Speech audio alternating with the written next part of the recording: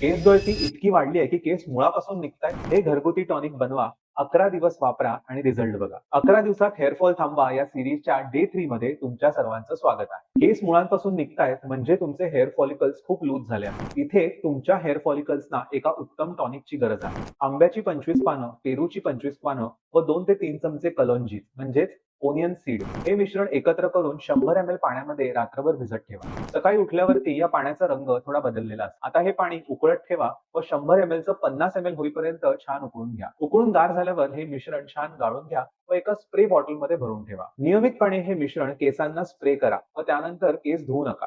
आंबा आणि पेरूची पानं ही आपल्या हेअर फॉलिकल्सना मजबूत करतात. त्याचबरोबर कलोंजीच्या बिया या नवीन केस आणण्यासाठी मदत करतात. तुमच्या हेअर फॉलिकल्सना मजबूत करण्यासाठी आणि केस गळती मुळापासून थांबवण्यासाठी हे हेअर टॉनिक तयार करा आणि लगेचच केसांना स्प्रे करायला सुरुवात करा. उद्या दिवस 4था आणि उद्याचा उपाय हा लावायचा नाही तर प्यायचा आहे. हा उपाय जाणून घेण्यासाठी आम्हाला नक्की फॉलो करा.